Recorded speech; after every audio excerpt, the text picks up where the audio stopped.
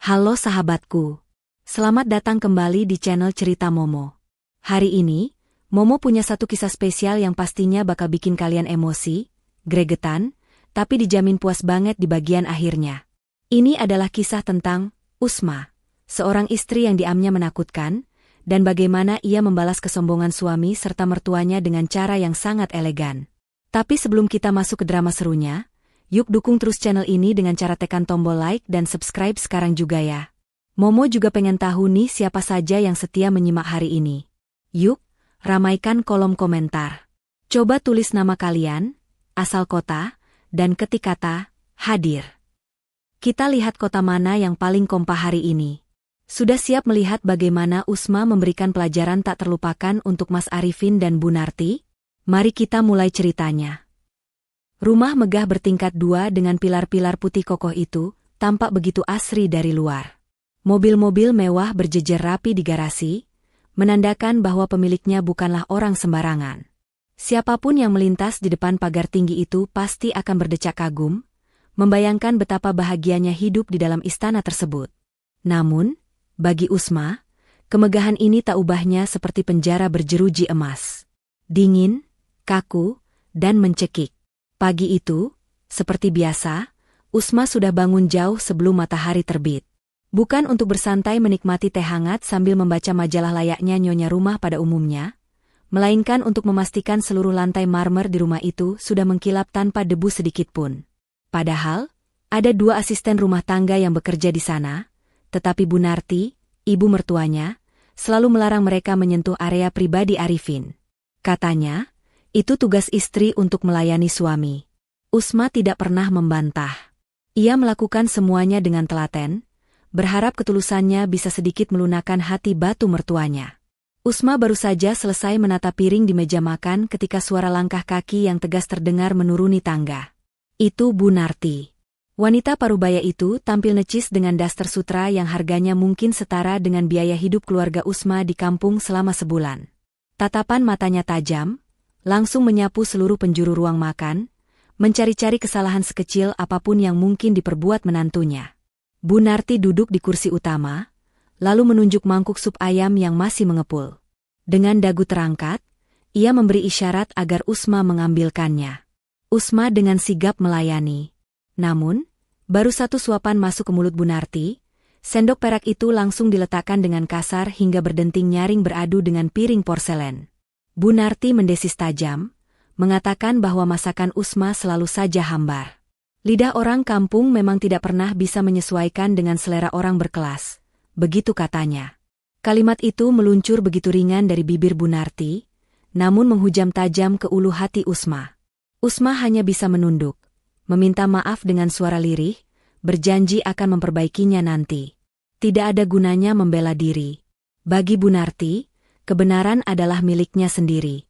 Tak lama kemudian, Arifin muncul. Pria gagah yang menjabat sebagai salah satu pimpinan perusahaan daerah itu, tampak rapi dengan setelan jas mahalnya. Usma tersenyum menyambut suaminya, mengulurkan tangan hendak menyalami dan mengambil tas kerjanya. Namun, Arifin berjalan melewatinya begitu saja seolah Usma adalah benda mati yang tak kasat mata.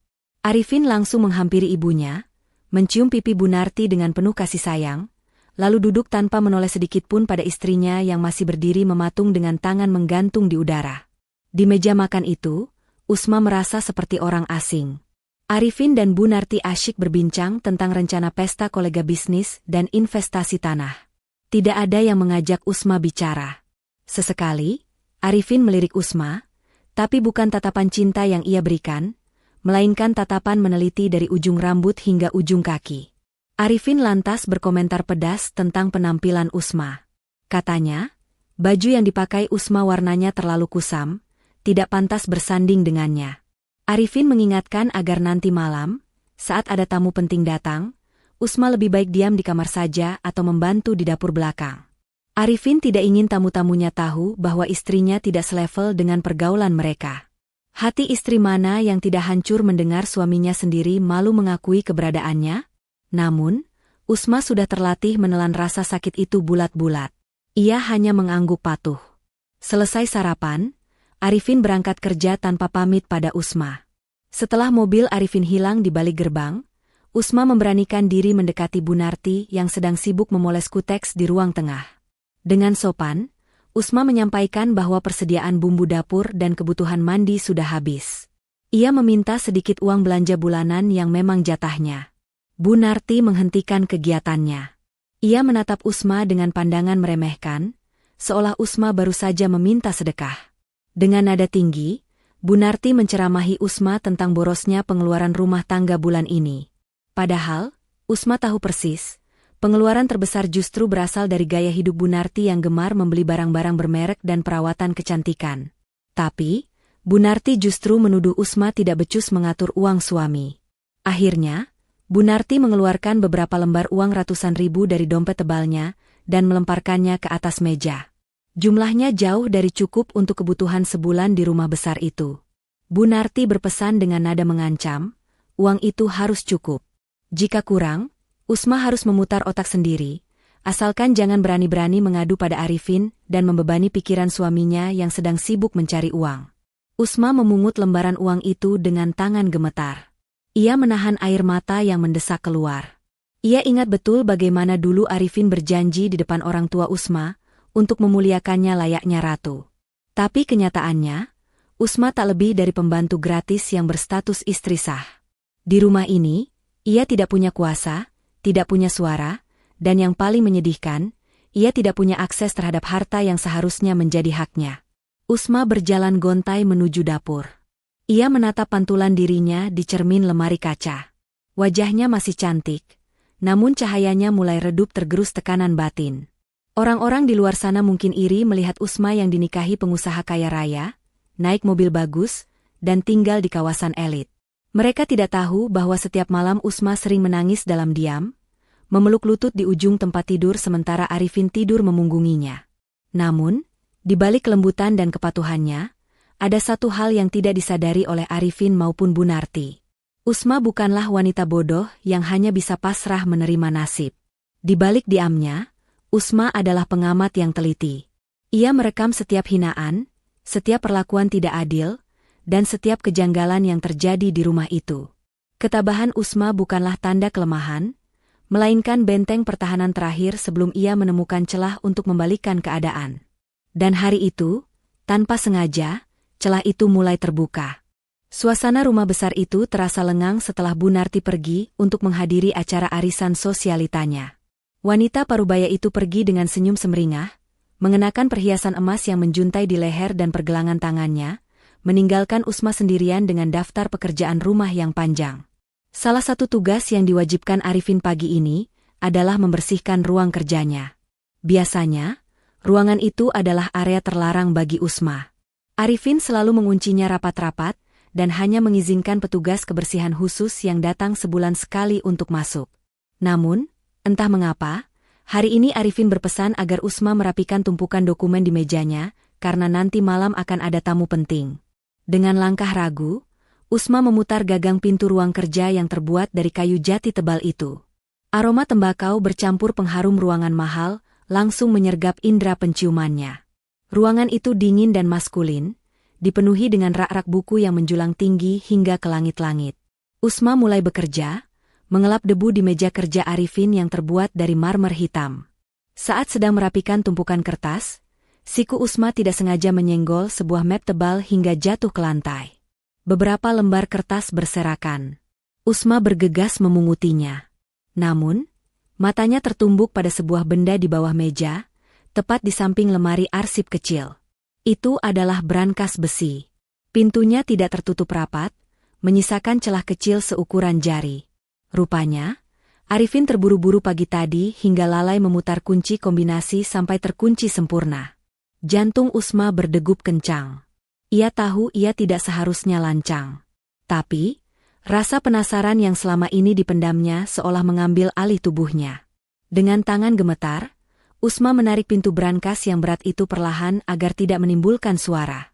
Di dalamnya, tidak ada tumpukan uang tunai seperti yang ia bayangkan. Hanya ada beberapa amplop coklat besar dan kotak beludru. Tangan Usma terulur mengambil salah satu amplop yang paling atas. Amplop itu tidak disegel. Ia mengeluarkan isinya. Napas Usma tercekat seketika. Itu adalah lembaran-lembaran foto. Foto Arifin. Suaminya terlihat sedang merangkul mesra seorang wanita muda yang cantik dan modis di sebuah restoran mewah. Di foto lain, mereka terlihat sedang tertawa lepas di lobi sebuah hotel. Tangan wanita itu melingkar manja di lengan Arifin. Wanita itu bukan sekadar teman biasa. Tatapan mata Arifin di foto itu menyeratkan hasrat dan pemujaan, tatapan yang sudah lama hilang saat ia melihat Usma. Air mata Usma menetes jatuh ke atas foto itu, namun ia segera menghapusnya. Rasa sakit di hatinya memang perih, tapi ada hal lain di dalam brankas itu yang lebih menarik perhatiannya. Di bawah tumpukan foto, ada sebuah buku catatan kecil dan beberapa buku tabungan dari bank yang berbeda-beda. Usma membuka buku tabungan pertama. Matanya terbelalak membaca nama pemilik rekening yang tertera di sana, Usmawati. Itu adalah nama lengkapnya. Tapi seingat Usma, ia hanya punya satu rekening bank yang kartunya pun dipegang oleh Bunarti untuk keperluan belanja dapur. Rekening di tangannya ini berbeda. Usma membuka halaman mutasi rekening dengan tangan gemetar. Angka-angka yang tertera di sana membuatnya pusing. Ratusan juta, bahkan ada transaksi miliaran rupiah yang masuk dan keluar dalam waktu singkat. Tanggal transaksinya pun baru-baru ini. Usma memeriksa buku tabungan lainnya. Ada nama-nama asing yang tidak ia kenal.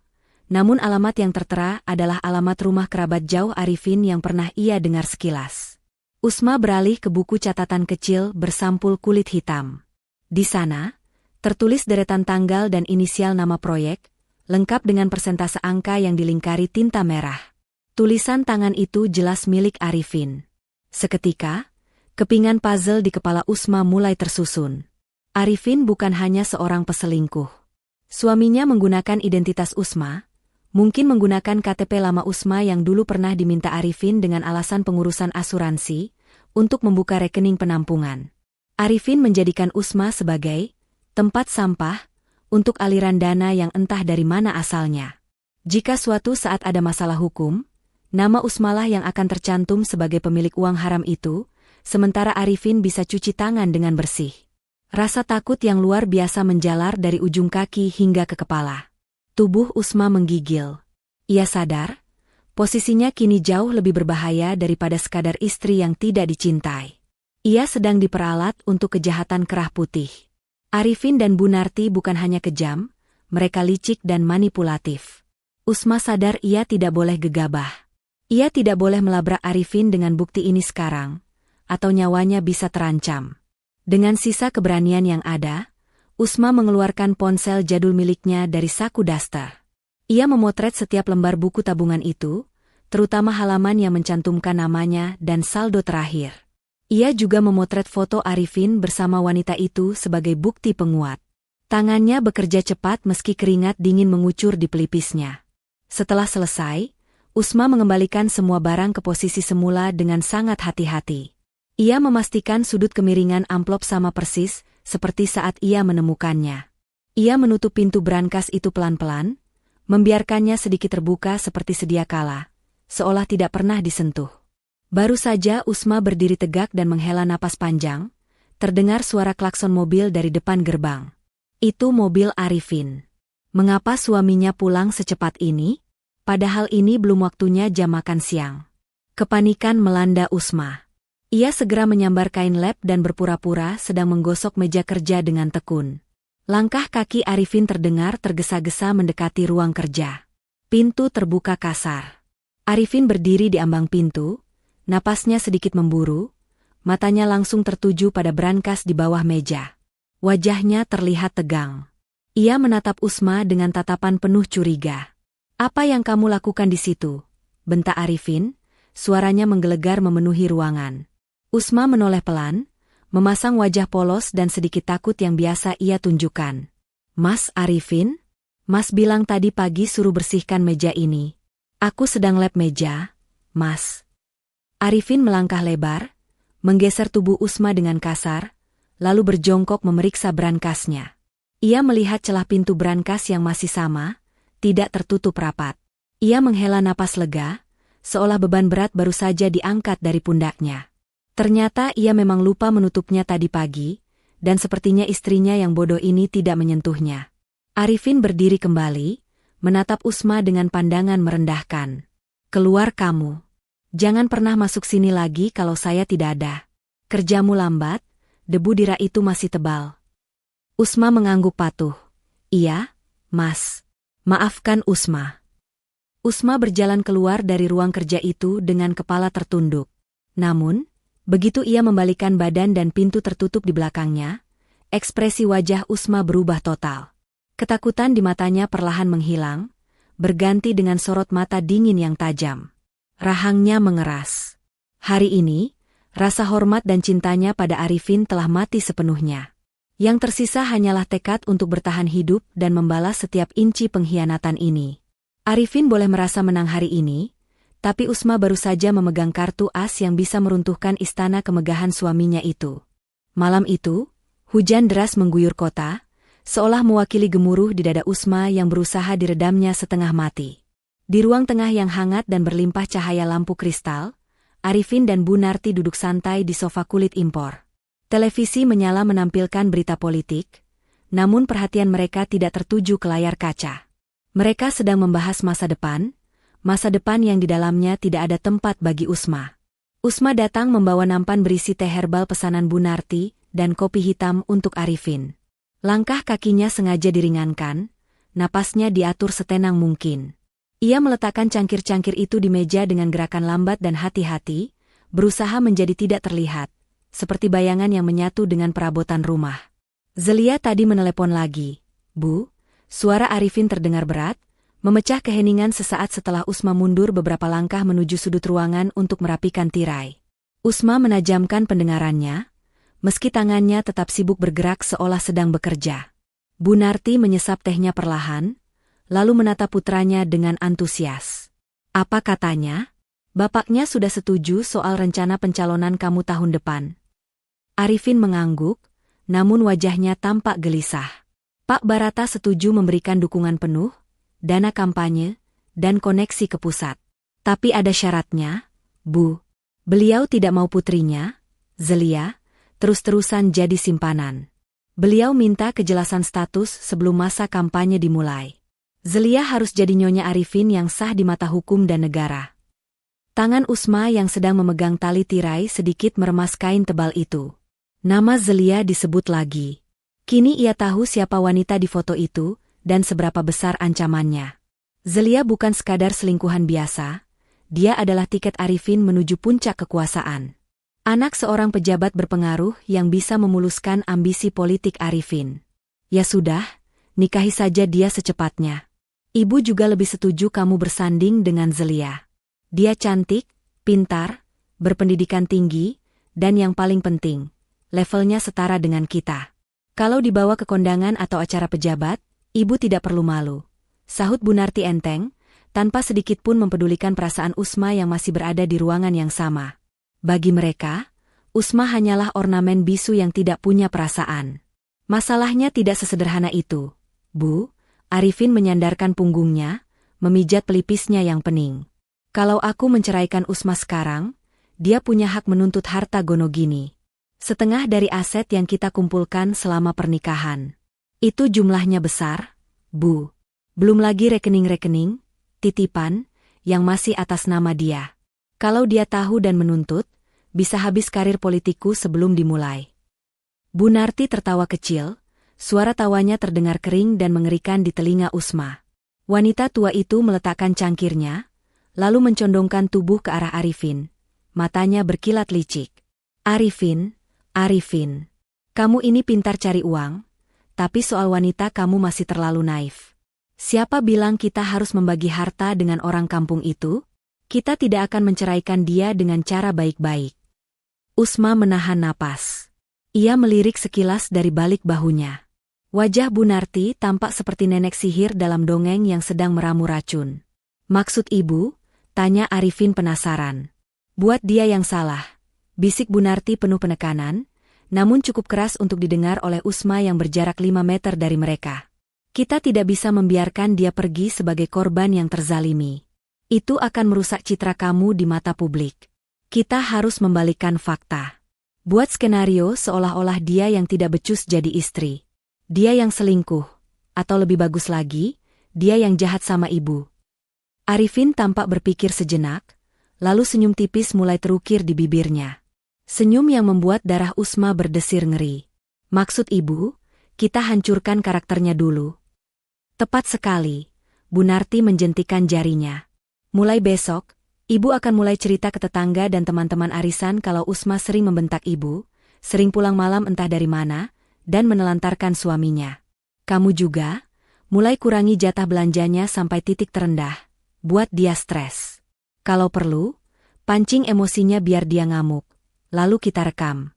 Bukti video itu nanti yang akan kita pakai di pengadilan. Dengan begitu, dia akan keluar dari rumah ini tanpa membawa sehelai benang pun, apalagi harta gono gini. Ide ibu brilian, puji Arifin dengan mata berbinar. Kalau dia terbukti sebagai istri durhaka atau peselingkuh, hakim tidak akan memenangkan tuntutan hartanya. Rekening-rekening itu juga aman, karena dia tidak akan punya kredibilitas untuk melapor. Makanya, dengarkan ibumu ini. Perempuan seperti Usma itu lemah. Diinjak sedikit juga pasti hancur. Kita singkirkan dia pelan-pelan seperti membuang sampah yang sudah busuk. Setelah rumah ini bersih, baru kamu bawa Zelia masuk sebagai ratu baru yang sesungguhnya. Percakapan itu terus berlanjut dengan gelak tawa yang menyisipkan rencana-rencana jahat lainnya. Usma merasa mual. Kakinya lemas, tapi ia memaksakan diri untuk tetap berdiri tegak. Ia baru saja mendengar vonis kematian atas pernikahannya, sekaligus rencana pemiskinan dirinya secara sistematis. Mereka bukan hanya ingin membuangnya, tapi ingin menghancurkan harga dirinya hingga menjadi debu. Usma berbalik perlahan, menyelesaikan pekerjaannya merapikan tirai, lalu berjalan menuju dapur dengan langkah yang diseret. Tidak ada air mata kali ini, air matanya sudah kering di ruang kerja tadi siang. Yang tersisa kini hanyalah dingin yang menusuk tulang. Di dapur yang sepi, Usma mencengkeram pinggiran wastafel erat-erat hingga buku-buku jarinya memutih. Ia menatap pantulan wajahnya di jendela kaca yang gelap. Wajah itu masih sama, lembut dan polos. Tapi di dalam sana, jiwa Usma sedang bermetamorfosis. Kalian pikir aku sampah yang bisa dibuang begitu saja? Batin Usma, matanya menyala dalam kegelapan dapur. Kalian salah memilih lawan. Silakan buat skenario kalian, Bu, Mas Arifin. Tapi jangan kaget kalau nanti panggung sandiwara yang kalian bangun justru runtuh menimpa kepala kalian sendiri. Malam itu, Usma tidak tidur. Di bawah selimut tipis di kamar tamu, karena Arifin sudah lama melarangnya tidur di kamar utama, Usma mulai menyusun rencana pertahanannya. Ia tahu ia tidak bisa melawan mereka dengan kekuatan fisik atau uang saat ini. Ia harus melawan mereka dengan kesabaran dan kelicikan yang sama. Jika mereka ingin bermain api dengan memfitnahnya, maka Usma akan memastikan mereka terbakar habis oleh api itu sendiri. Malam semakin larut, hujan di luar semakin deras, menyamarkan suara hati seorang istri yang baru saja bersumpah untuk tidak lagi menjadi korban. Perang dingin di dalam rumah mewah itu resmi dimulai. Perubahan drastis di rumah itu dimulai keesokan harinya, persis seperti skenario yang telah disusun Arifin dan Bu Narti. Pagi itu, suasana sarapan yang biasanya hening berubah menjadi medan perang mental. Arifin memulai aksinya dengan masalah sepele. Kemeja kerja berwarna biru muda yang sudah disetrika licin oleh Usma, tiba-tiba dilempar begitu saja ke lantai. Kamu ini niat melayani suami tidak, sih? Bentak Arifin dengan suara yang sengaja dikeraskan. Lihat kerahnya.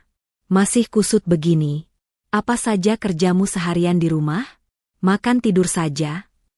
Usma memungut kemeja itu. Ia tahu betul kemeja itu sudah rapi sempurna tadi. Arifin pasti sengaja meremasnya saat di kamar ganti. Sudut mata Usma menangkap tangan kiri Arifin yang memegang ponsel dengan posisi kamera sedikit terangkat, mengarah padanya. Suaminya sedang berusaha memancing emosi, berharap Usma akan meledak marah atau melempar balik kemeja itu, sehingga ia bisa merekam adegan istri durhaka itu sebagai bukti. Namun, Usma tidak masuk perangkap. Ia justru tersenyum lembut, sangat kontras dengan wajah merah padam suaminya. Maaf ya, Mas. Mungkin mata Usma yang kurang jeli tadi. Sini Usma setrika ulang sebentar, cuma 2 menit kok. Mas sarapan dulu saja, supnya nanti dingin, jawab Usma dengan nada tenang dan penuh pengabdian. Arifin terdiam, rahangnya mengeras.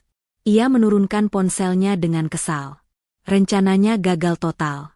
Bukannya mendapatkan rekaman amukan istri, ia malah terlihat seperti suami yang cerewet dan tidak tahu terima kasih di depan rekaman itu. Ia mendengus kasar, lalu duduk di kursi makan dengan hentakan keras. Serangan kedua datang dari Bu Narti.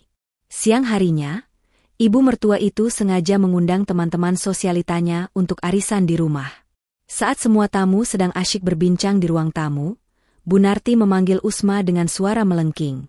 "Usma, bawa sini minumannya. Lambat sekali kamu ini," teriak Bu Narti. Usma keluar dari dapur membawa nampan berisi gelas-gelas kristal berisi sirup dingin. Saat ia hendak meletakkan gelas di meja, Bu Narti dengan sengaja menyenggol siku Usma. Prang! Gelas terjatuh dan pecah, isinya menumpahi karpet mahal berwarna krem itu. Ya ampun, dasar ceroboh. Bu Narti langsung berdiri, berakting kaget bercampur marah. "Lihat ibu-ibu, begini nih kelakuannya setiap hari. Karpet mahal saya dirusak terus.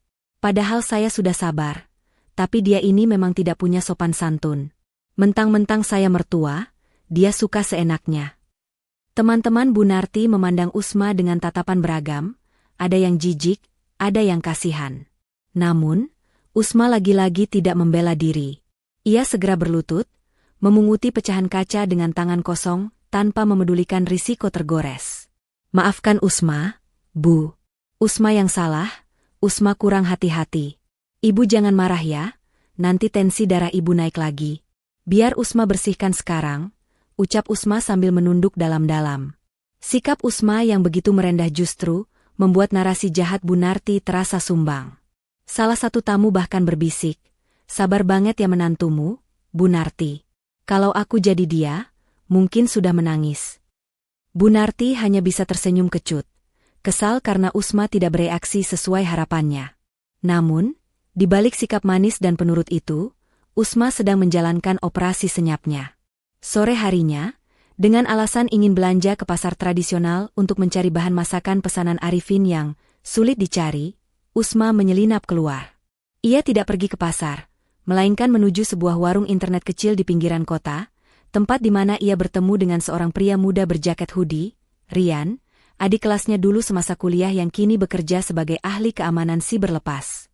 Usma menyerahkan sebuah amplop berisi uang tunai, hasil dari menjual satu-satunya kalung emas peninggalan almarhumah ibunya yang selama ini ia sembunyikan di dalam jahitan bantal. "Aku butuh alat penyadap suara ukuran mikro yang bisa merekam dalam waktu lama, dan tolong ajari aku cara menyalin data ponsel tanpa ketahuan," pinta Usma to the pound. Tidak ada basa-basi. Waktu adalah kemewahan yang tidak ia miliki.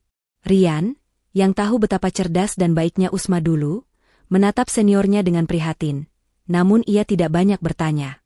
Ia memberikan sebuah alat kecil seukuran kancing baju, dan sebuah flash disk khusus. "Alat ini baterainya tahan seminggu, Mbak. Taruh di tempat yang tidak mencolok. Dan flash disk ini, cukup colokan ke laptop suamimu saat dia lengah, programnya akan otomatis menyedot semua chat log, email, dan dokumen penting dalam 5 menit. Malam itu, Usma kembali ke rumah dengan jantung berdebar.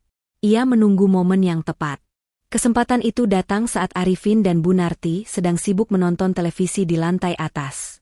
Dengan cekatan, Usma menempelkan alat penyadap kecil itu di bawah meja hias di ruang tengah, tempat favorit mertua dan suaminya berdiskusi. Posisinya tersembunyi sempurna di balik ukiran kayu. Tidak akan terlihat kecuali jika seseorang merangkak di lantai dan menyenter ke sana. Tengah malam, saat Arifin sudah mendengkur keras karena kelelahan, Usma mengendap-endap masuk ke kamar utama. Arifin terbiasa meletakkan laptop kerjanya di nakas samping tempat tidur dalam keadaan sleep mode, bukan mati total, karena ia sering harus mengecek saham tengah malam. Tangan Usma gemetar saat mencolokkan flash disk pemberian Rian. Lampu indikator flash disk berkedip biru, menandakan proses penyalinan data sedang berjalan.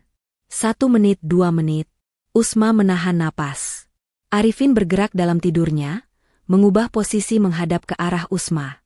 Usma membeku, keringat dingin mengucur di punggungnya. Jika Arifin bangun sekarang, tamatlah riwayatnya. Namun, dengkuran halus kembali terdengar. Arifin tidak bangun. 5 menit berlalu, lampu flash disk berhenti berkedip. Selesai. Usma mencabutnya perlahan dan menyelipkannya ke dalam balik bajunya. Ia keluar dari kamar itu seperti hantu, tanpa suara, tanpa jejak. Kembali di kamar tamunya yang sempit, Usma tidak langsung tidur. Ia membuka laptop jadul miliknya dan memeriksa hasil sadapan data itu. Matanya menelusuri folder demi folder. Ia menemukan percakapan WhatsApp Arifin dengan kontak bernama MyZ. Isinya membuat perut Usma mual. Janji-janji manis, rencana pernikahan mewah di Bali, hingga ejekan-ejekan kejam tentang Usma. Sabar ya sayang, si babu itu sebentar lagi kita tendang. Aku cuma nunggu momen yang pas buat bikin dia kelihatan gila, tulis Arifin dalam salah satu pesannya. Usma menutup laptopnya pelan. Tidak ada air mata lagi. Rasa sakit hati itu kini telah berubah menjadi bahan bakar yang membara. Arifin mengira ia sedang memelihara domba yang bodoh dan penurut untuk disembelih, padahal tanpa sadar, ia baru saja membiarkan seekor serigala masuk ke dalam pertahanannya. Usma menatap langit-langit kamar, bibirnya menyunggingkan senyum tipis yang dingin. Kalian ingin bukti aku gila? Baiklah, akan kubuat kalian gila sungguhan karena ulah kalian sendiri. Babak pertama permainan ini dimenangkan oleh Usma. Ia kini memegang kunci rahasia mereka, sementara musuh-musuhnya masih tertidur lelap dalam kesombongan, tidak menyadari bahwa pisau yang mereka asah untuk Usma kini perlahan berbalik arah mengarah ke leher mereka sendiri.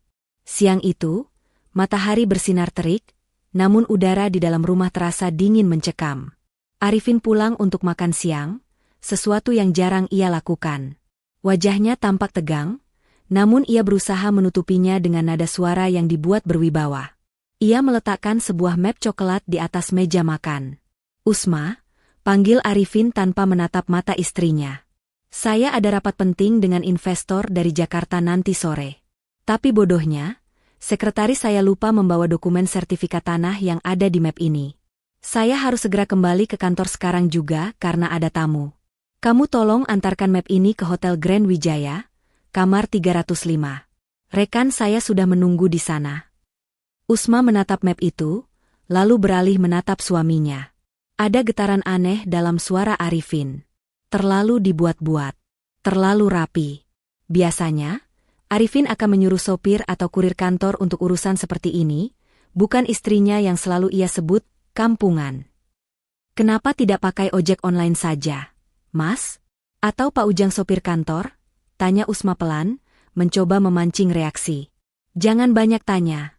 Sergah Bunarti yang tiba-tiba muncul dari ruang tengah. Suami minta tolong itu dilaksanakan. Dokumen itu sangat rahasia, tidak boleh dipegang orang sembarangan. Kamu itu istri, masa disuruh begitu saja malas? Ingat, kamu makan dari uang siapa? Arifin mengangguk setuju dengan ibunya. Cepat berangkat. Pakai taksi saja. Jangan sampai telat, beliau menunggu jam 2 siang. Usma mengangguk patuh. Baik, Mas. Usma ganti baju dulu. Di dalam kamar, saat mengganti daster lusuhnya dengan gamis sederhana berwarna biru tua, Usma menatap cermin. Instingnya berteriak keras bahwa ini adalah jebakan. Kamar hotel, pria asing, dokumen rahasia, polanya terlalu klise. Namun, Usma tahu ia tidak bisa menghindar. Jika ia menolak, Arifin akan punya alasan lain untuk memukulinya atau mengusirnya dengan alasan istri pembangkang. Usma harus masuk ke dalam perangkap itu, tapi dengan mata terbuka lebar. Usma menyalakan alat perekam suara kecil yang ia sembunyikan di balik bros jilbabnya. Ayo kita mainkan sandiwara ini, bisiknya pada diri sendiri. Taksi membawa Usma membelah kemacetan kota menuju Hotel Grand Wijaya.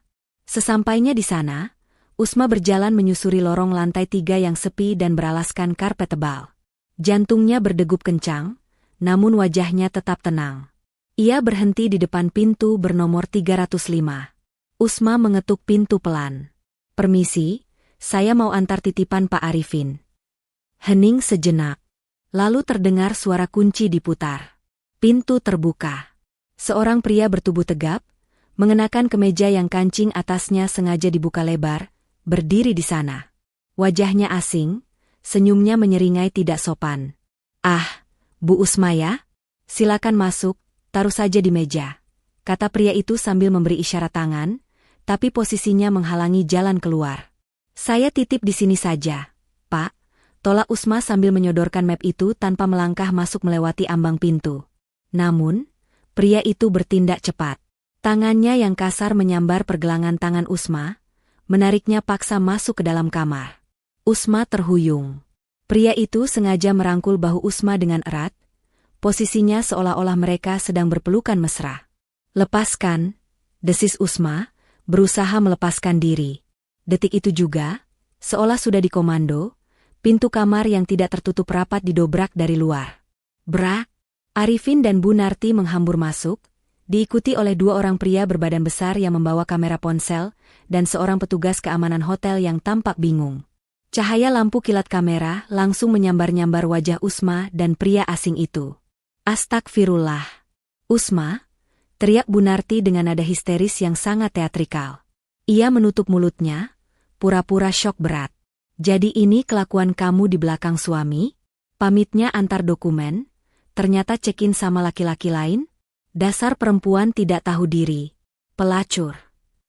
Arifin maju dengan wajah merah padam, telunjuknya menuding tepat ke wajah Usma. Kurang ajar. Pantas saja selama ini kamu sering minta uang lebih. Ternyata buat biayai laki-laki simpananmu ini? Di hotel mewah pula? Saya kerja banting tulang, kamu malah selingkuh.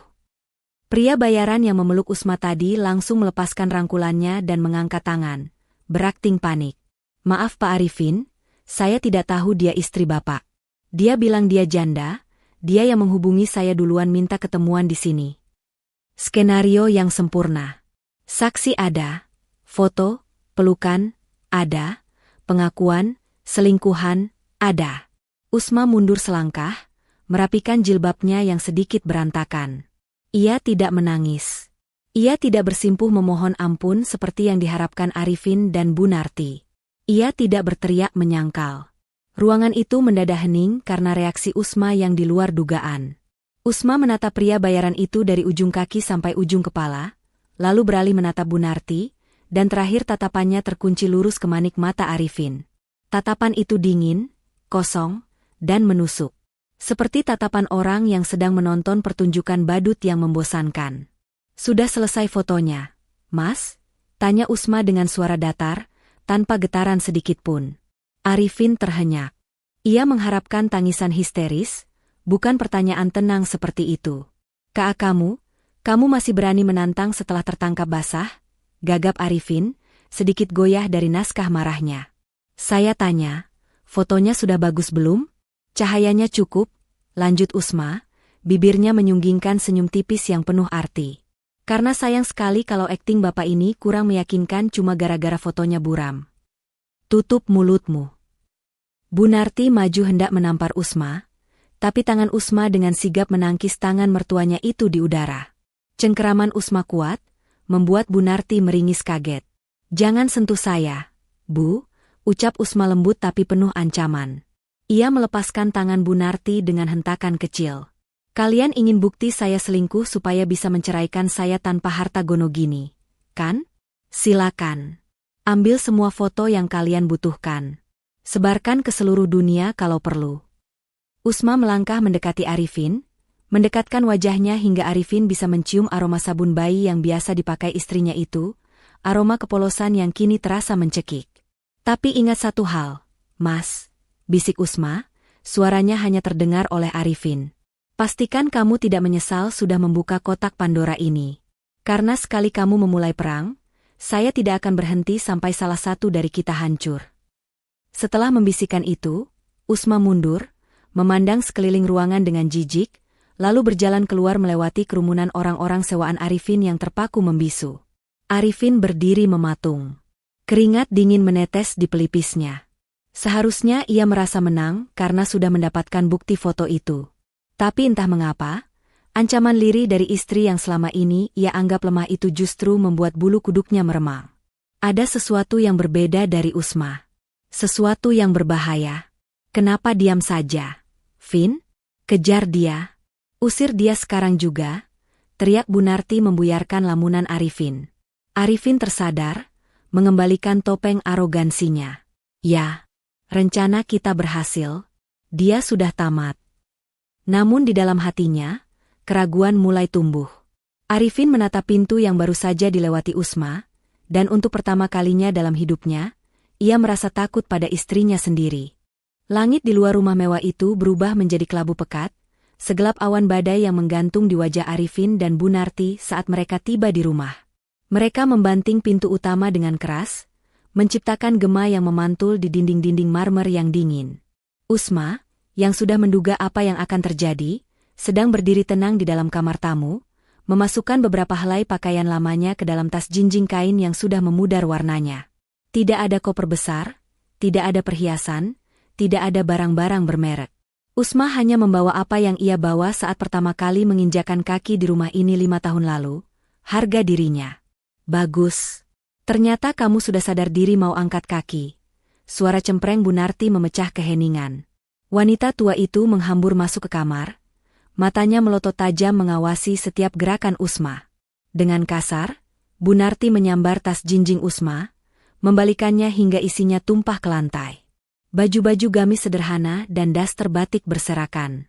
Bu Narti menendang tumpukan baju itu dengan ujung sepatu hak tingginya, memeriksa satu persatu seolah mencari barang curian.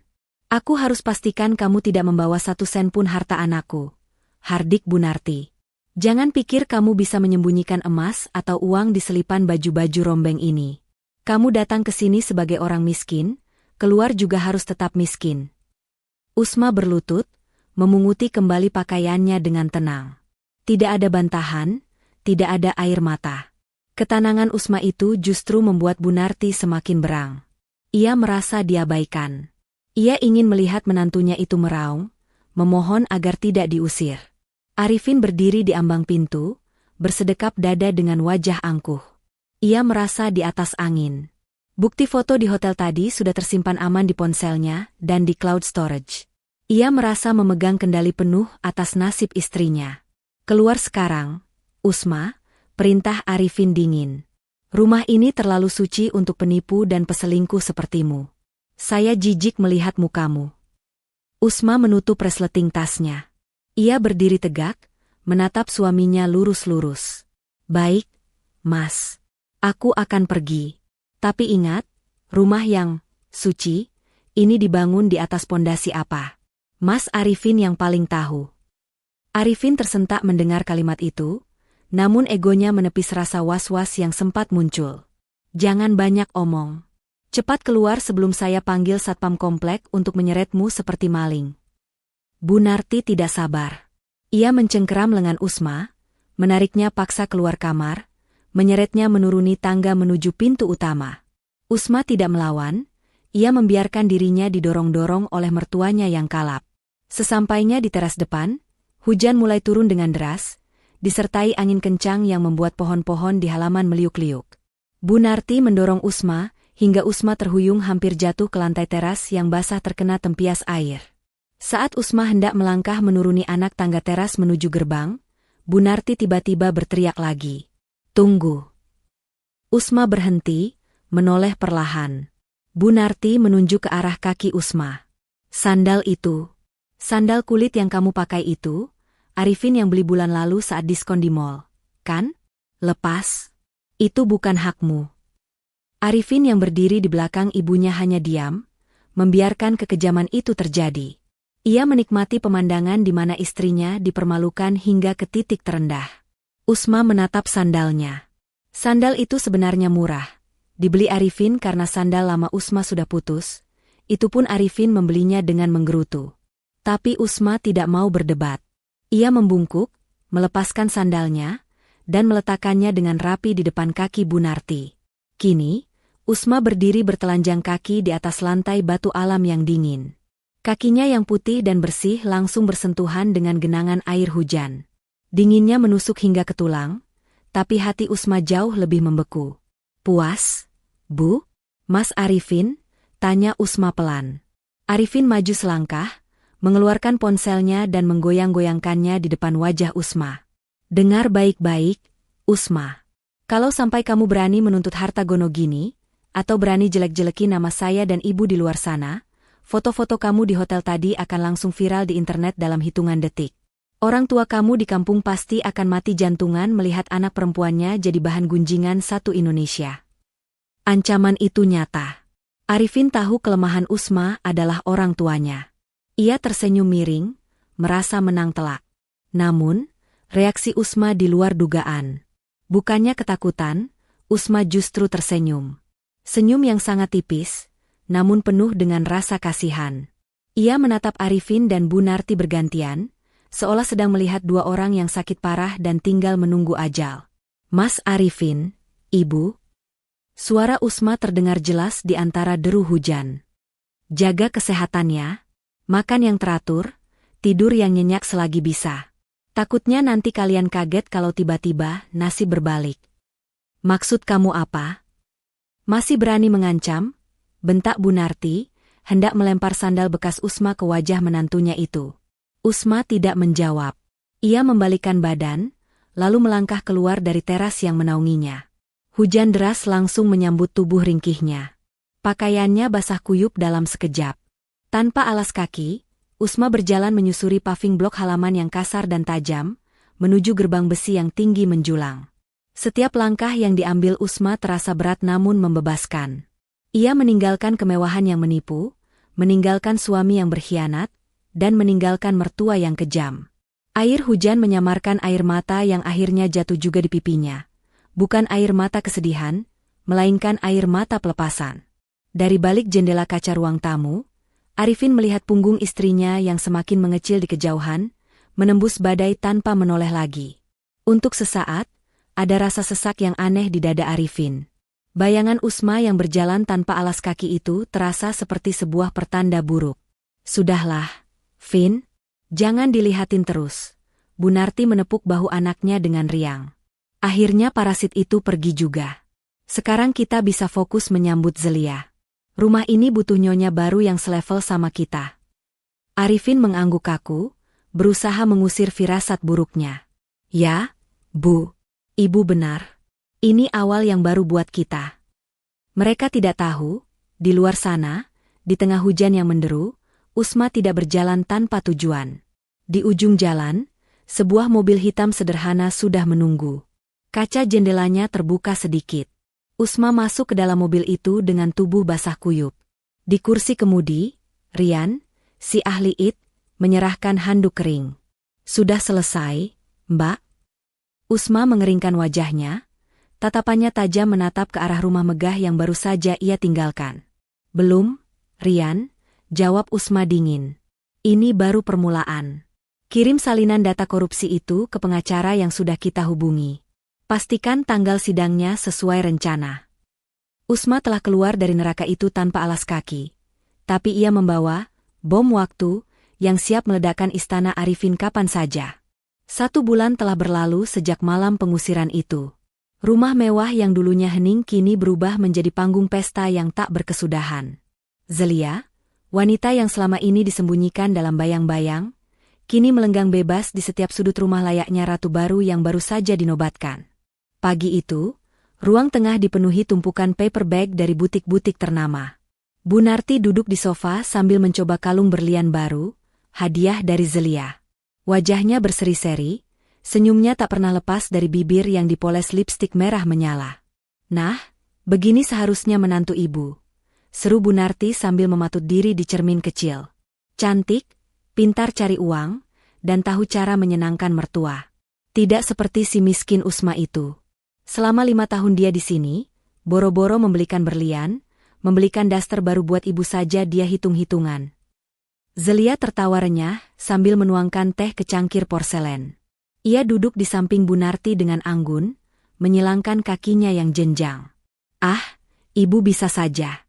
Ini belum seberapa, Bu. Nanti kalau Arifin sudah resmi menang pemilihan dan proyek jalan tol itu cair, aku janji akan ajak ibu liburan keliling Eropa. Kita tinggalkan kenangan buruk tentang perempuan kampung itu. Amin. Ibu doakan lancar semua, sahut Bu Narti semangat. Ngomong-ngomong, bagaimana persiapan sidang besok? Kamu yakin Arifin sudah siap? Zelia mengangguk mantap. Arifin sudah mengatur semuanya, Bu. Ini bukan sekadar sidang cerai biasa. Ini akan jadi pertunjukan. Tak lama kemudian, Arifin turun dari lantai 2 sambil menelepon. Ia mengenakan kemeja santai namun aura arogansinya semakin terpancar. Ia menutup telepon dengan senyum puas, lalu bergabung dengan ibu dan calon istri barunya. Beres, kata Arifin sambil melempar ponselnya ke sofa empuk. Aku sudah menghubungi 5 stasiun TV swasta dan belasan wartawan infotainment terkenal. Mereka semua antusias mau meliput. Judul beritanya sudah aku siapkan, pejabat muda dikhianati istri tak tahu diri. Bu Narti bertepuk tangan kegirangan. Bagus, Vin. Biar satu Indonesia tahu kelakuan Usma. Biar dia tidak bisa lagi mengangkat wajahnya dimanapun dia berada. Orang tuanya di kampung pasti bakal kena serangan jantung kalau nonton TV besok. Itu tujuannya, Bu, jawab Arifin dingin. Ia mengambil sebatang rokok cerutu, menyulutnya, dan menghembuskan asapnya ke udara. Aku tidak mau cuma sekadar cerai. Aku mau dia hancur total. Kalau masyarakat sudah membenci dia, posisi politikku justru akan naik. Orang-orang akan bersimpati padaku sebagai korban. Elektabilitas naik, Zelia bisa masuk mendampingiku tanpa ada gunjingan, pelakor, karena narasi yang kita bangun adalah Usma yang selingkuh duluan. Tapi Vin, sela Zelia dengan nada manja, kamu yakin Usma tidak akan melawan? Maksudku, waktu di hotel itu tatapannya agak aneh. Dia tidak menangis sama sekali. Arifin tertawa meremehkan. Sayang, kamu terlalu khawatir. Usma itu wanita bodoh. Dia cuma lulusan sarjana sastra yang tidak pernah kerja kantoran. Dia tidak punya uang, tidak punya koneksi, dan sekarang tidak punya rumah. Mau melawan pakai apa? Pakai puisi? Paling-paling besok dia tidak datang karena takut, dan hakim akan langsung memutus verstek, putusan tanpa kehadiran tergugat. Kita menang telak. Arifin bangkit dari duduknya, berjalan menuju jendela besar yang menghadap ke halaman luas. Di luar sana, matahari bersinar cerah, seolah merestui kejayaannya. Ia membayangkan besok dirinya akan berdiri gagah di depan kamera, memberikan pernyataan pers yang menyayat hati tentang pengkhianatan istri, sementara Zelia akan berdiri di sampingnya sebagai sosok pendamping yang setia dan suportif. Skenario yang sempurna. Oh ya, pengacara kita bilang, berkas gugatan sudah sangat kuat. Bukti foto di hotel dan kesaksian ibu sudah lebih dari cukup. Tambah Arifin tanpa menoleh. Besok, begitu palu diketuk, semua aset, rumah ini, mobil, dan rekening-rekening itu sah jadi milikku sepenuhnya tanpa perlu dibagi sepeser pun ke dia. Bu Narti mengelus kalung berliannya. Syukurlah. Ibu jijik kalau ingat pernah makan semeja sama dia. Untung sudah ibu buang semua piring dan gelas bekas dia pakai. Rumah ini sekarang hawanya lebih segar tanpa parasit itu. Mereka bertiga tertawa, menikmati kemenangan di atas kertas yang mereka yakini sudah di genggaman. Mereka tidak tahu, di tempat lain, di sebuah kontrakan kecil yang dindingnya lembab, Usma sedang tidak menangis atau meratapi nasib. Usma sedang duduk di depan laptop tuanya, melakukan video call dengan pengacara publik yang bersedia membantunya secara pro bono, karena melihat bukti kuat yang Usma bawa. Jadi, Mas Arifin mengundang wartawan, tanya Usma pada pengacaranya di layar. Iya, Bu Usma. Tim kami mendapat bocoran daftar media yang diundang. Dia ingin menjadikan sidang ini sirkus media, jawab sang pengacara. Usma tersenyum tipis, senyum yang sama dinginnya dengan saat ia meninggalkan hotel sebulan lalu. Bagus. Biarkan dia mengundang sebanyak mungkin kamera. Biarkan dia membangun panggung setinggi mungkin. Karena semakin tinggi panggungnya, semakin keras bunyi jatuhnya nanti. Kembali ke rumah mewah, Arifin merasa ponselnya bergetar lagi. Pesan masuk dari nomor tak dikenal. Isinya hanya singkat. Sampai jumpa di pengadilan. Jangan lupa pakai baju terbaikmu. Arifin mengerutkan kening. Ia mengira itu pesan iseng atau mungkin teror mental dari Usma. Ia mendengus, langsung menghapus pesan itu dan memblokir nomornya. Siapa? Vin? Tanya Zelia. Ah, nomor nyasar. Mungkin orang gila, jawab Arifin enteng. Sudahlah, ayo kita makan siang di luar. Rayakan hari terakhir status dudaku yang gantung ini. Besok, aku bebas.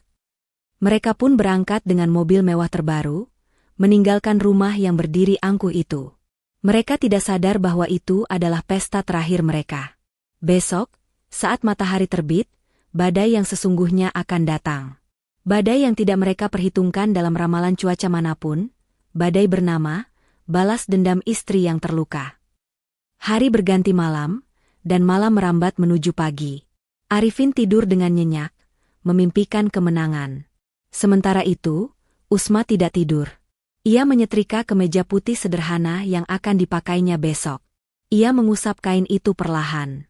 Besok, Mas, bisik Usma pada kesunyian malam. Besok kita lihat, siapa sebenarnya yang gila. Matahari pagi belum tinggi benar. Namun halaman pengadilan agama sudah berubah menjadi lautan manusia dan peralatan elektronik. Kabel-kabel kamera menjuntai seperti akar pohon beringin yang semraut, berebut celah di antara kaki-kaki wartawan yang berdesakan. Arifin tidak main-main dengan rencananya. Ia benar-benar mengubah proses perceraian pribadinya menjadi tontonan publik. Sebuah festival penghakiman massal bagi istrinya sendiri.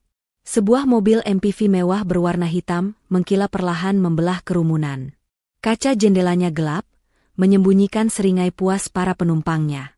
Begitu pintu mobil terbuka, kilatan lampu blitz langsung menyambar membabi buta, seolah ada badai petir yang terperangkap di pelataran parkir itu. Arifin turun lebih dulu. Ia tidak mengenakan jas mahal necis seperti biasanya. Hari ini, ia memilih kemeja putih polos yang agak longgar dan celana bahan hitam, pecinya miring sedikit ke kiri. Penampilannya dirancang sempurna untuk memancarkan aura, suami yang saleh, sabar, namun terluka parah. Wajahnya ditekuk sedih, matanya sayu, hasil dari begadang semalaman menonton film sedih agar kantung matanya terlihat alami. Di belakangnya, Bu Narti turun dengan dipapah oleh Zelia. Ibu mertua itu mengenakan kerudung lebar berwarna suram dan kacamata hitam besar. Sesekali ia menyeka sudut matanya dengan sapu tangan. Meski di balik kacamata itu, matanya kering dan berkilat penuh semangat. Zelia sendiri tampil sopan sebagai rekan kerja yang prihatin, menjaga jarak aman agar tidak menimbulkan gosip baru, namun tetap memastikan posisinya dekat dengan sorotan kamera. Pak Arifin. Pak Arifin. Apakah benar alasan perceraian ini karena Bu Usma tertangkap basah di hotel? Teriak salah satu wartawan sambil menyodorkan perekam suara. Arifin berhenti sejenak, menarik napas panjang, lalu menatap lensa kamera dengan tatapan memelas. Sebenarnya saya tidak ingin membuka aib rumah tangga saya. Suara Arifin bergetar, akting yang layak mendapatkan piala. Bagaimanapun dia pernah menjadi istri saya. Tapi bukti-bukti yang ada memang tidak bisa disangkal. Hati laki-laki mana yang tidak hancur melihat istrinya bersama pria lain saat saya sedang banting tulang bekerja? Kerumunan wartawan bergemuruh. Simpati langsung mengalir deras ke arah Arifin. Bu Narti. Bagaimana tanggapan ibu melihat menantu ibu seperti itu? Tanya wartawan lain. Bu Narti membuka sedikit kacamata hitamnya, menunjukkan wajah yang diset sedih. Ibu kecewa. Ibu sakit hati. Ibu sudah anggap dia anak sendiri. Dikasih makan enak, tinggal di rumah mewah, tapi balasannya dia malah memfitnah keluarga kami dan berzina. Ibu cuma minta doa biar Arifin kuat. Di dunia maya, siaran langsung kedatangan mereka dipenuhi komentar netizen yang pedas. Kolom komentar banjir dengan hujatan untuk Usma. Dasar istri nggak tahu diri. Udah untung dapat suami kaya dan ganteng, malah selingkuh. Usir aja wanita kayak gitu. Arifin sempat melirik layar ponsel asistennya yang menampilkan komentar-komentar itu. Hatinya bersorak. Opini publik sudah sepenuhnya ada di genggamannya. Usma sudah divonis bersalah oleh masyarakat, bahkan sebelum hakim mengetuk palu. Mereka pun berjalan masuk menuju ruang sidang utama. Ruangan itu sudah penuh sesak. Bangku pengunjung dipadati oleh orang-orang yang penasaran dan awak media yang tidak kebagian tempat di luar. Hawa di dalam ruangan terasa gerah meski pendingin ruangan menyala maksimal, tersedot oleh antusiasme orang-orang yang haus akan drama. Arifin duduk di kursi penggugat dengan kepala tertunduk. Di sampingnya, pengacaranya, seorang pria tambun dengan setelan jas mahal, berbisik pelan, "Tenang Pak, sampai detik ini belum ada tanda-tanda pihak tergugat hadir. Panitera juga belum menerima konfirmasi kehadiran. Sepertinya skenario Verstek akan berjalan mulus. Dalam 1 jam, Bapak akan resmi duda dan semua aset aman." Arifin mengangguk samar. Ia melirik jam tangan mewahnya. 5 menit lagi sidang dimulai. Kursi di sebelahnya, kursi untuk tergugat, masih kosong melompong. Kayu kursi itu tampak dingin dan kesepian. Arifin tersenyum sinis dalam hati. Tentu saja dia tidak berani datang, batinnya. Mana punya muka dia muncul di sini setelah semua berita yang aku sebar? Usma pasti sedang meringkuk di kamar kos kumuh, menangisi nasibnya. Bu Narti yang duduk di barisan pengunjung paling depan, tepat di belakang Arifin, menepuk pelan bahu anaknya. Kuatkan hatimu, nak. Sebentar lagi kotoran itu resmi kita buang. Suara protokol sidang menggema, meminta hadirin berdiri karena majelis hakim memasuki ruangan. 3 orang hakim berjubah hitam dengan dasi putih masuk dan duduk di singgasana mereka. Ketua majelis hakim, seorang pria parubaya dengan wajah tegas dan kacamata tebal, mengetukkan palu 1 kali membuka sidang. Sidang perkara cerai talak antara Arifin Wijaya sebagai pemohon melawan Usmawati sebagai termohon, dinyatakan dibuka dan terbuka untuk umum. Suara hakim ketua terdengar berat dan berwibawa. Hakim menatap ke arah kursi Arifin. Pihak pemohon hadir. Hadir, Yang Mulia, jawab pengacara Arifin lantang. Hakim kemudian mengalihkan pandangan ke kursi kosong di sebelah kanan. Pihak termohon atau wakilnya. Hening. Tidak ada jawaban. Ruang sidang sunyi senyap, hanya terdengar bunyi jepretan kamera yang menangkap gambar kursi kosong itu. Arifin menahan senyumnya agar tidak merekah lebar. Inilah kemenangan, pikirnya. Panitera, apakah ada kabar dari pihak termohon? Tanya hakim ketua. Panitera di samping hakim menggeleng. Belum ada, Yang Mulia. Panggilan sudah patut disampaikan, tapi sampai jam ini belum ada yang melapor. Hakim ketua mengangguk-angguk, wajahnya datar. Baiklah. Karena pihak termohon tidak hadir tanpa alasan yang sah, maka jantung Arifin berdegup kencang karena gembira. Ia sudah membayangkan pesta sampanye nanti malam bersama Zelia. Namun, sebelum hakim ketua menyelesaikan kalimatnya, tiba-tiba terdengar suara derit pintu ruang sidang yang dibuka dari belakang. Suaranya cukup keras, hingga membuat semua kepala di ruangan itu menoleh serentak. Tunggu, Yang Mulia. Sebuah suara wanita yang tenang namun tegas membelah keheningan. Arifin menoleh kaku. Matanya membelalak. Di ambang pintu, berdiri sosok yang sangat ia kenal, namun terasa begitu asing. Itu Usma. Tapi itu bukan Usma yang lusuh dan berantakan seperti saat diusir sebulan lalu. Usma mengenakan setelan blazer kerja berwarna biru dongker yang membalut tubuhnya dengan elegan, dipadukan dengan jilbab satin abu-abu muda. Wajahnya dipoles make-up tipis yang segar, memancarkan aura wibawa yang belum pernah dilihat Arifin sebelumnya. Tidak ada jejak air mata, tidak ada ketakutan. Usma tidak datang sendiri. Di belakangnya, mengekor 2 orang pria berjas rapi yang membawa tas kerja tebal dan beberapa map merah menyala. Bukan pengacara sembarangan, dilihat dari lencana yang tersemat di jas mereka. Kamera wartawan yang tadinya fokus ke wajah sedih Arifin, kini serentak berputar arah menyorot Usma. Lampu kilat kembali berpesta, kali ini lebih gila dari sebelumnya. Usma melangkah maju membelah kerumunan. Langkah kakinya mantap, dagunya terangkat lurus. Saat melewati barisan tempat duduk Bu Narti, Usma berhenti sejenak. Ia menoleh, memberikan senyuman tipis, senyuman yang membuat darah Bu Narti mendadak dingin. Maaf saya terlambat, Yang Mulia, ucap Usma saat sampai di depan meja hakim. Suaranya jernih, terdengar jelas oleh seluruh ruangan tanpa perlu mikrofon. Ada beberapa oleh-oleh penting yang harus saya persiapkan untuk suami saya tercinta. Arifin merasakan keringat dingin mulai merembes di punggungnya. Skenario versteknya hancur berantakan. Namun yang lebih mengerikan, ia melihat map merah yang diletakkan Usma di meja tergugat. Map itu terlalu tebal untuk sekadar jawaban gugatan cerai. Dan tatapan Usma, itu bukan tatapan istri yang minta rujuk. Itu tatapan seorang algojo yang siap menjatuhkan kapak. Panggung sandiwara yang dibangun Arifin masih berdiri, namun aktor utamanya baru saja diganti paksa. Kehadiran Usma di kursi pesakitan mengubah atmosfer ruang sidang secara drastis. Udara yang tadinya dipenuhi desas-desus meremehkan, kini berganti menjadi rasa penasaran yang pekat. Arifin, yang tadinya duduk santai dengan punggung bersandar malas, kini menegakkan tubuhnya. Rahangnya mengeras. Matanya tak lepas menatap istrinya. Bukan, wanita di sebelahnya ini terasa bukan istrinya. Di mana Usma yang penurut? Di mana Usma yang gemetar ketakutan setiap kali ia bentak? Wanita ini duduk dengan punggung tegak, menatap lurus ke arah meja majelis hakim tanpa sedikit pun menoleh padanya. Harap tenang.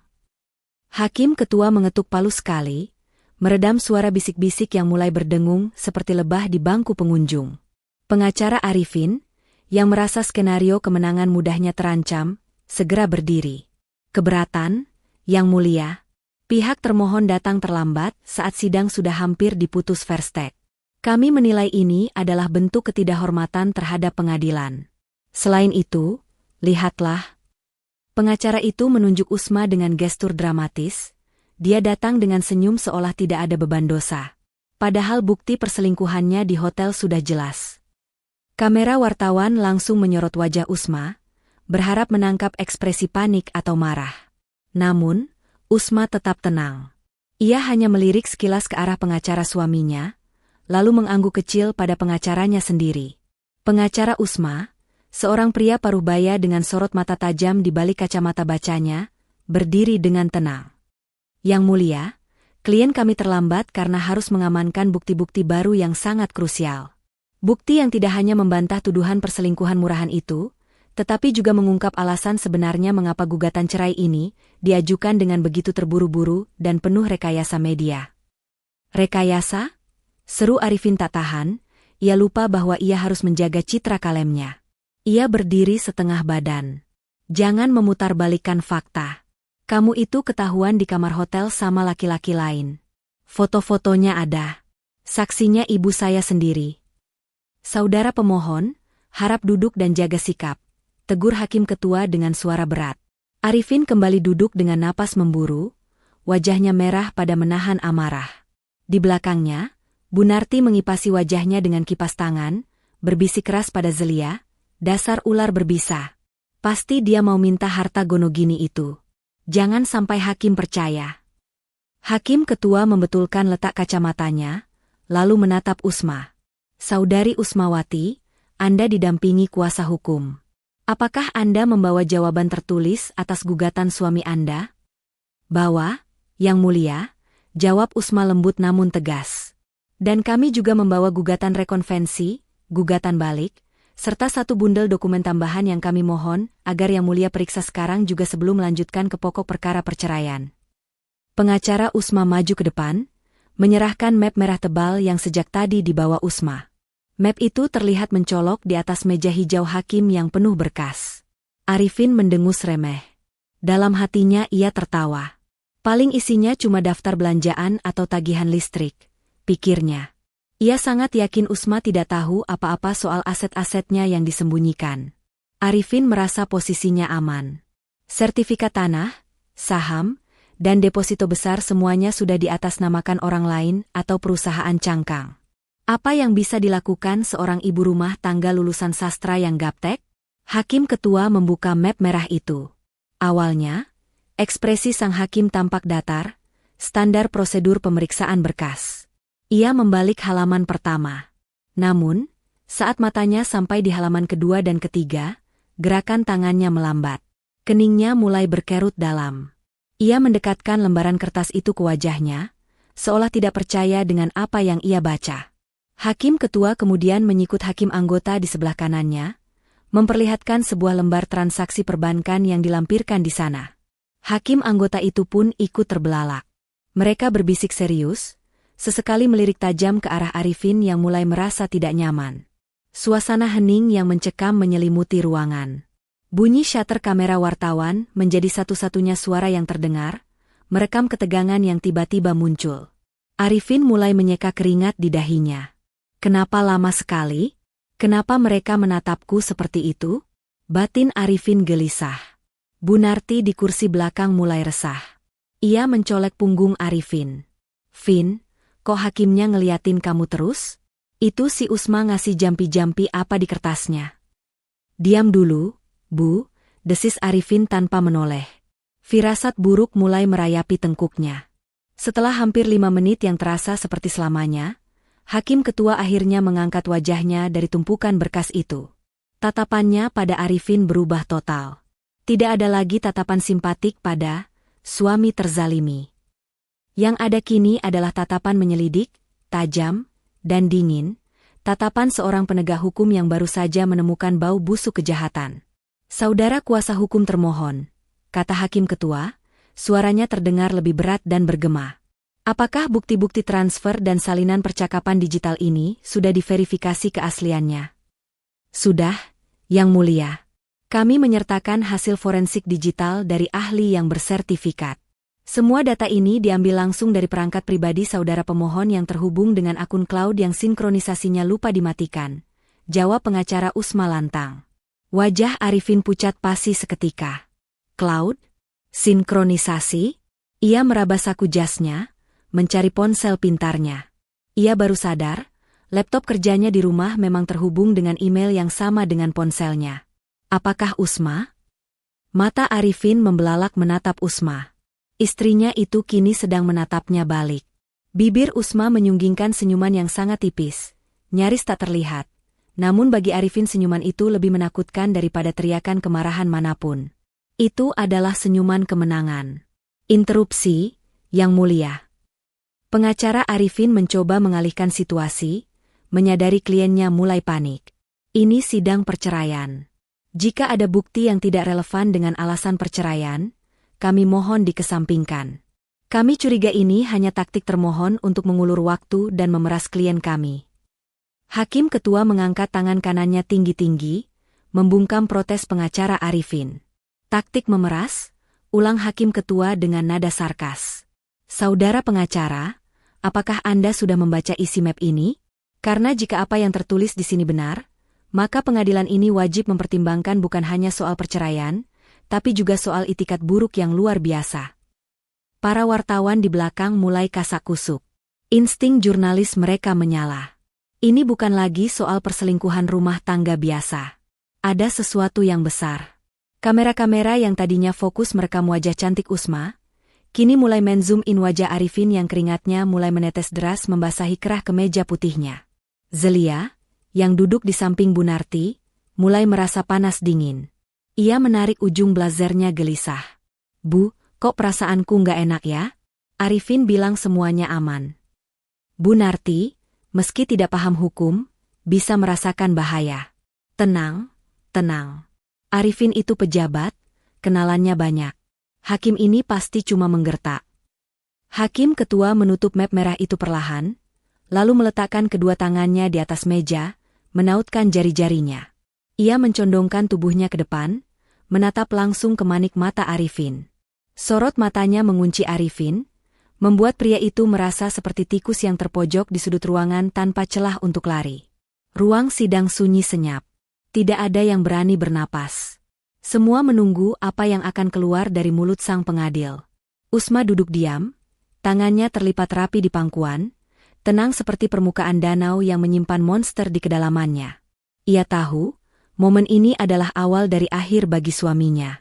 Arifin yang tadinya merasa sebagai raja di panggung ini, kini sadar bahwa ia baru saja masuk ke dalam kandang singa dengan sukarela. Hakim Ketua menarik napas panjang, menciptakan jeda dramatis yang membuat seisi ruangan seolah berhenti bernapas. Ia tidak lagi memandang Arifin sebagai seorang suami yang menuntut cerai, melainkan sebagai objek investigasi yang menjijikan. Saudara Arifin, suara hakim memecah keheningan, nadanya rendah namun menggema melalui pengeras suara. Sebelum saya melanjutkan agenda pembuktian perceraian ini, saya memiliki satu pertanyaan sederhana untuk Anda. Arifin menelan ludah, kerongkongannya terasa kering seperti gurun pasir. Silakan, Yang Mulia. Hakim mengangkat selembar kertas yang dicetak dari bukti digital Usma.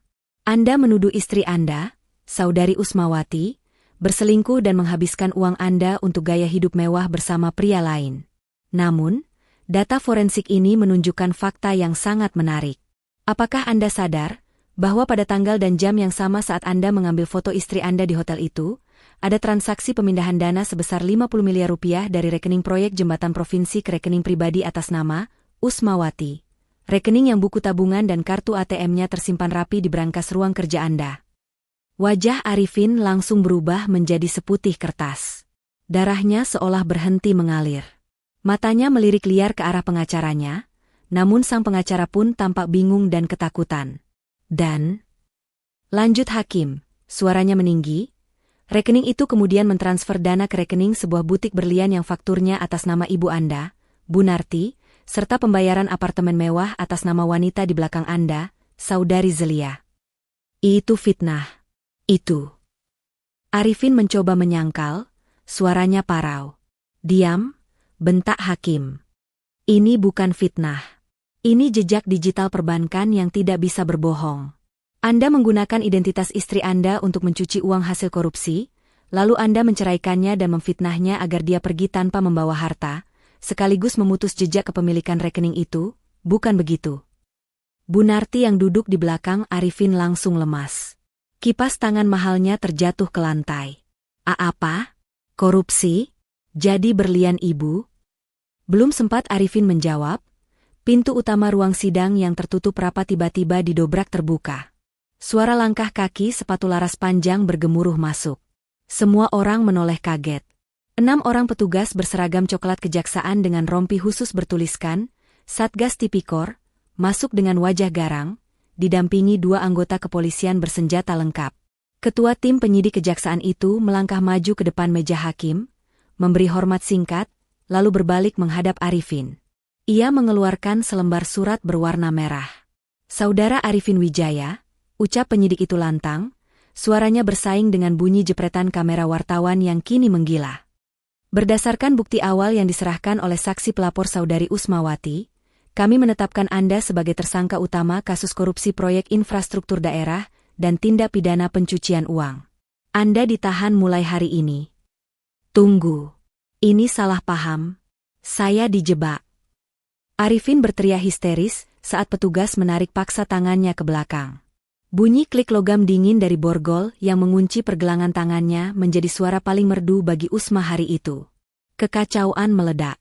Wartawan yang awalnya diundang Arifin untuk meliput kehinaan Usma, kini berebut posisi paling depan untuk mendapatkan angle terbaik wajah Arifin yang sedang diborgol.